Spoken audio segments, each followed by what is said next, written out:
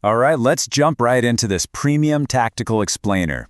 Today, we're setting the stage for the preseason Week 3 finale between the Washington Commanders and the Baltimore Ravens at M&T Bank Stadium on Friday, August 28, 2026.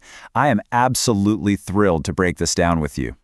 We're going to dig way past the basic box score today. We're looking at the tactical structures, the personnel shifts, and those critical line of scrimmage battles that are going to completely dictate this game.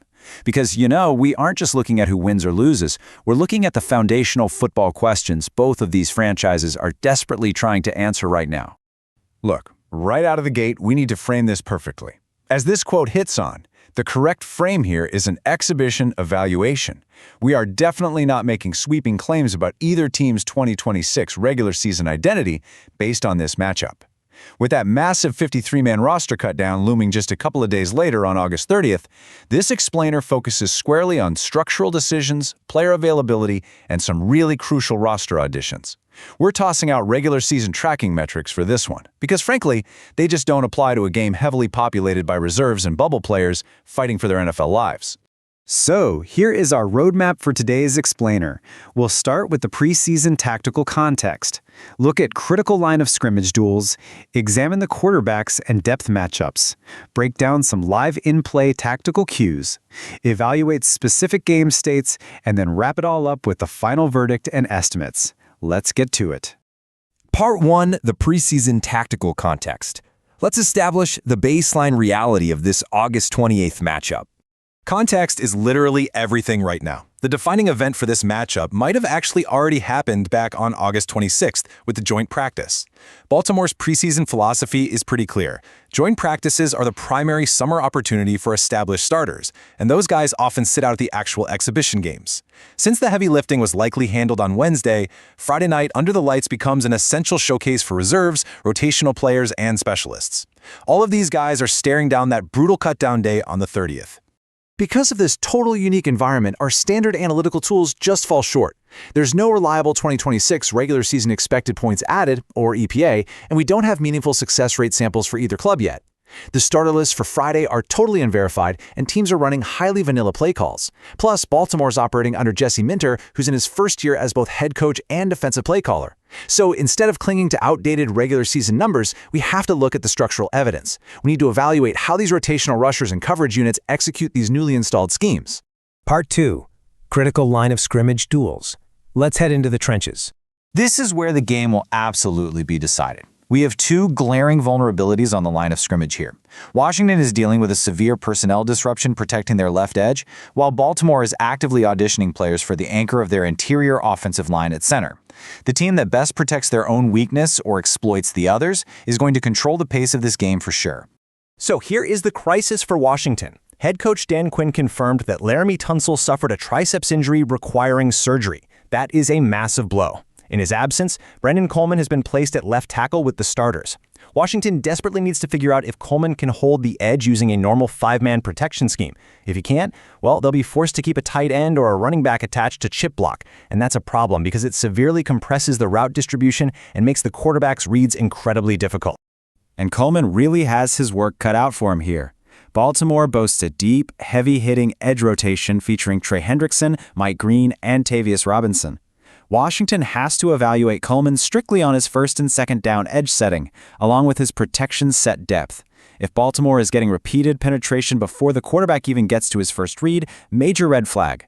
Washington's only structural solution against that kind of pressure is to rely on quick game answers. Think speed outs, stick concepts, and check releases. They absolutely cannot leave a reserve quarterback sitting in the pocket holding the ball. Flipping the script, Baltimore has their own massive question mark right in the middle. The center position remains wide open. Ethan Posich is described as the frontrunner, but keep in mind, he's recovering from a December Achilles tear. Because of the nature of that injury, recovery, lateral mobility, and pre-snap communication are the absolute vital evaluating factors for this spot.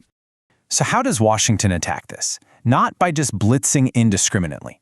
Instead, they need to test Baltimore's interior communication using simulated pressures.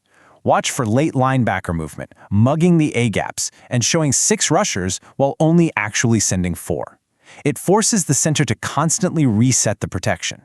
If free interior rushers repeatedly appear in the backfield, that is the strongest live signal we have that Baltimore's offensive line communication is breaking down. Baltimore's goal is super straightforward. Pick up the exchange games without sacrificing their passing outlets so the quarterback's first read stays available.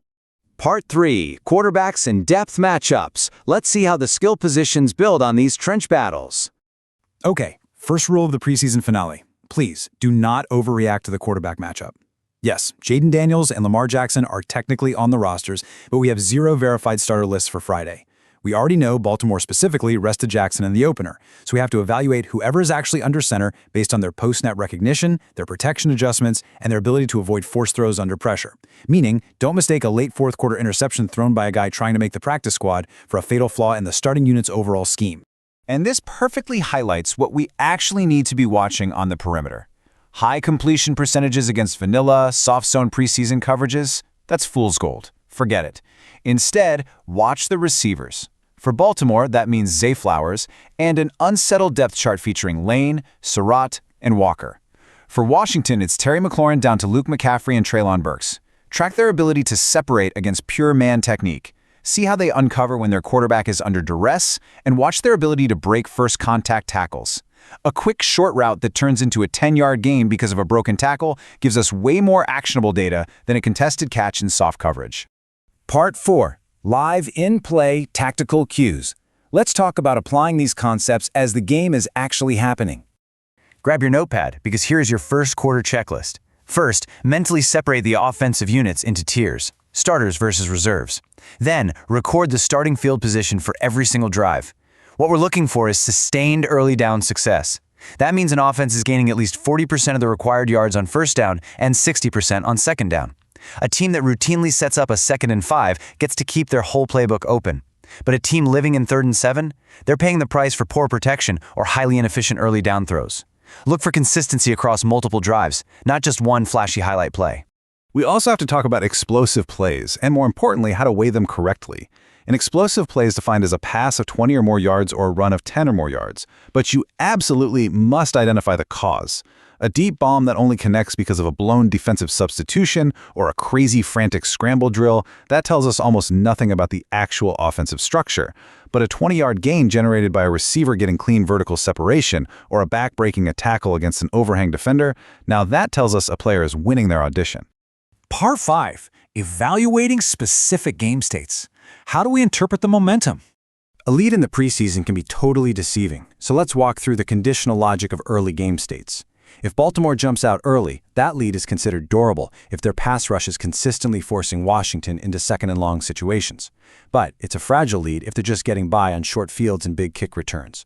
On the flip side, if Washington grabs an early lead, it's durable if those interior simulated pressures we talked about are actually confusing Baltimore's center and generating free rushers. But if Washington has the lead while simultaneously losing the early down success battle, expect some massive aggression as the game wears on.